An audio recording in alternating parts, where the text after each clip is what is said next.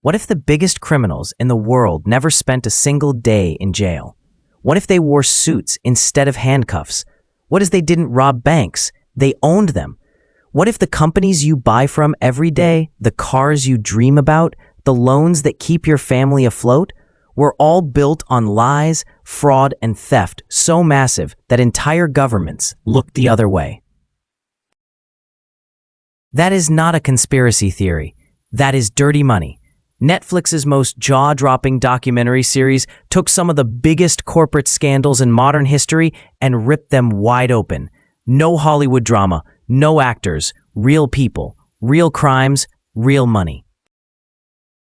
And the question that runs through every single episode: why do the rich and powerful almost always get away with it? Buckle up, because by the end of this, you will look at big business, big banks, and big names very differently. Let's go. Episode 1. Speed Money, Volkswagen's Dirty Secret, 50 to 215. Imagine your little brother is failing every test at school, but instead of actually studying, he pays someone to secretly swap his answer sheet with the top student's paper. Every single test. For years, he gets straight A's. Teachers love him. Parents are proud. Then one day, someone checks the handwriting. Game over. That is exactly what Volkswagen did. But instead of test papers, it was car engines. And instead of fooling a teacher, they fooled governments, regulators, and 11 million customers around the entire world. Here's what happened. Volkswagen, one of the most prestigious car brands on the planet, was selling diesel cars that they claimed were clean, green, and environmentally friendly. People bought them by the millions. Governments gave them tax breaks. Environmental groups praised them. But here's the thing nobody knew. Inside every single one of those engines was a tiny hidden piece of software, a cheat device. When the car detected it was being tested for emissions, it switched into a special clean mode, like a student sitting up straight the moment the teacher walks in. The second the test was over, back to normal. Back to pumping out pollution up to 40 times above the legal limit. 40 times. And this wasn't a mistake. This wasn't an accident. Engineers built this cheat intentionally. Executives knew. The cover-up ran all the way to the top. So here's the question. If a company can lie to 11 million customers and the entire world for years, who exactly is watching? Picture this. You're broke. Rent is due tomorrow. You have nothing. Someone walks up and says, "I'll lend you £300 right now. Just pay me back £345 next week." Sounds manageable. You're desperate. You say yes. But next week comes and you still can't pay. So they roll it over. New fees added.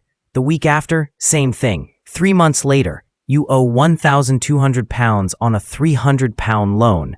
A year later, the debt has eaten your entire life. This is what payday loan companies were doing to millions of desperate, vulnerable people across America. Legally, openly, with nice websites and friendly adverts. This episode follows Scott Tucker, a professional racing driver who built an empire of payday loan companies that deliberately targeted people in financial crisis. Low-income families, single parents, people with nowhere else to turn. And to hide from regulators who wanted to shut him down, he partnered with Native American tribes whose lands operated under different legal rules. On paper, the loans belonged to the tribe. In reality, Tucker pocketed hundreds of millions while his borrowers drowned. The story is told by the very people who were trapped in these loans, real people whose lives were systematically destroyed, one rolled over debt at a time. Tucker eventually went to prison, but not before making over $400 million. And the question that lingers long after this episode ends: how many people had to be destroyed before anyone stepped in to stop it? This one is almost too outrageous to believe. Imagine someone bought a lemonade stand, one that was the only lemonade stand in a desert town, the only one, no competition. Then they raised the price of lemonade from £1 to £750, not because the lemonade got better, Not because the ingredients got more expensive, just because they could. Because desperate, thirsty people in a desert had no choice. That is what happened with a life-saving drug called Daraprim. Martin Shkreli, a hedge fund manager who became one of the most hated men in America, acquired the rights to this drug. The drug cost $13.50 per pill. Overnight, with one decision behind closed doors, he raised it to $750 per pill, a 5,500% increase. Patients who needed this drug to stay alive suddenly couldn't afford it. Hospitals scrambled, doctors were furious, the entire world was watching. Shkreli went on TV and smirked, but here's where it gets even more twisted. While he was doing this, short sellers, investors who bet that stock prices will fall, were circling pharmaceutical companies, actively looking for these kinds of scandals to profit from.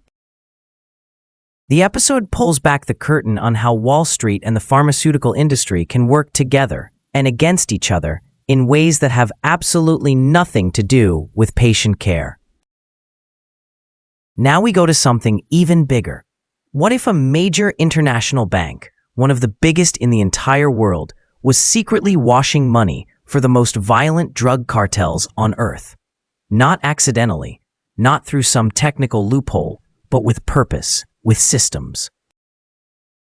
With teller windows specifically designed to be wide enough to slide cash boxes straight through. This episode covers HSBC, one of the world's largest banks, and how it became a critical financial pipeline for Mexican and Colombian drug cartels, helping them clean billions of dollars in drug money. Here's how dirty money works. Drug cartels make enormous amounts of cash from selling drugs. But cash is a problem. You can't deposit a bin bag full of suspicious money into a normal bank. It raises questions, so you need to launder it. Move it through businesses, accounts, countries, until it comes out the other side looking clean. Like normal, legal income, HSBC helped do exactly this, at enormous scale.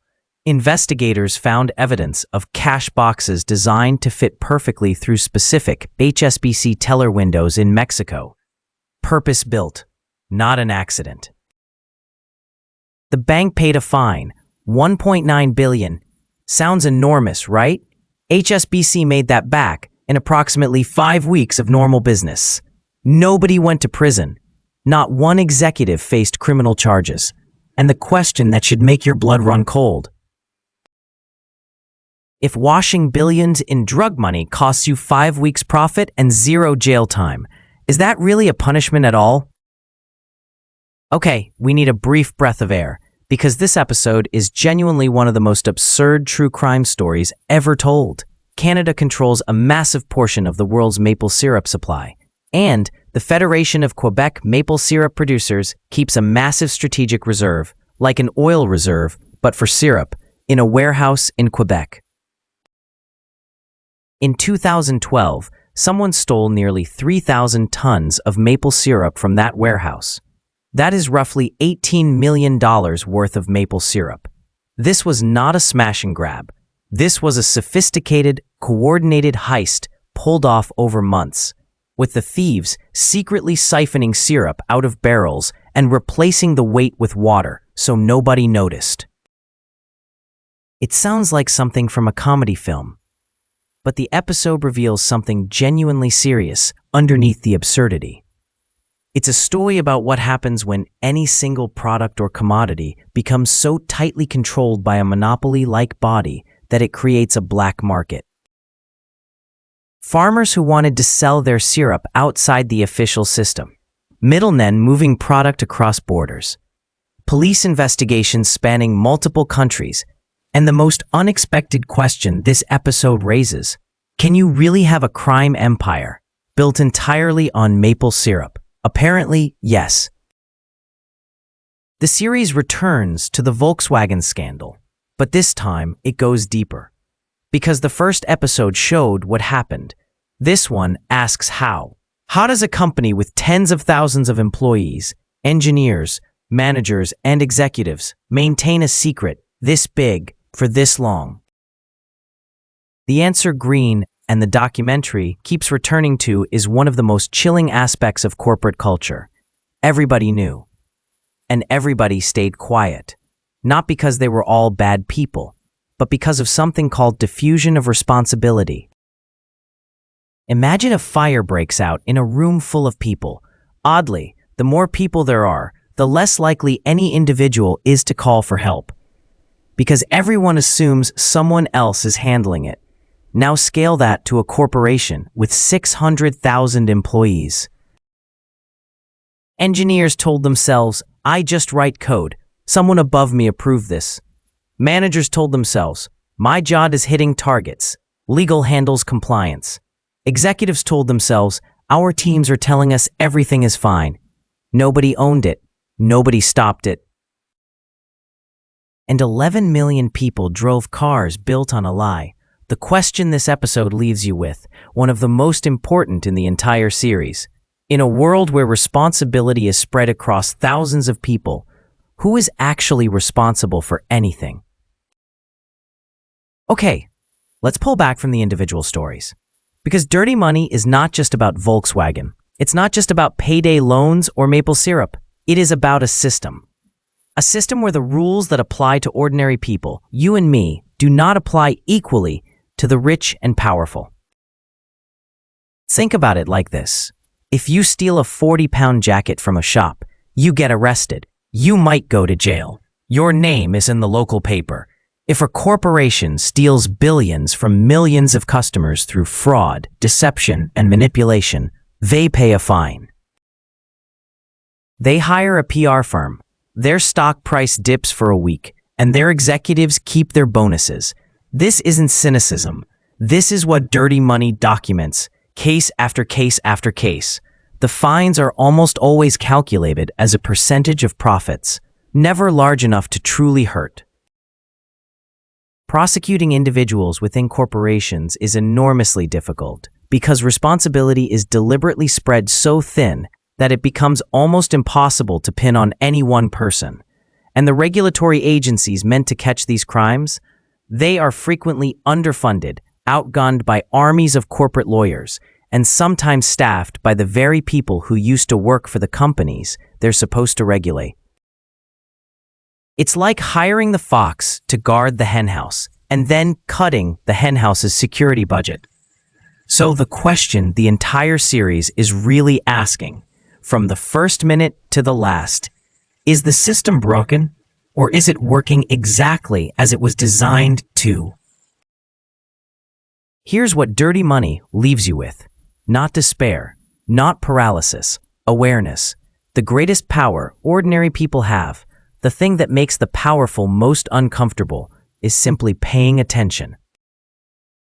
Every scandal in this series started in the dark, and every single one of them ended when someone, a journalist, a whistleblower, a regulator, a curious data scientist, shone a light. The Volkswagen cheat was caught by a tiny, underfunded research group, testing emissions on a shoestring budget. The HSBC money laundering was exposed by persistent investigators who refused to accept a non-answer. Scott Tucker's in prison because real people told their real stories loudly enough that courts couldn't ignore them. Light is the most powerful weapon against dirty money, and the last question, the one this series and this summary want you to carry forward. Now that you know how this works, what are you going to do with that knowledge? Because that is where it starts, not with governments, not with regulators, not with anyone else, with people who know and refuse to look away. If this video moved you, hit like and subscribe this channel. Thanks for watching, and see you in the next one.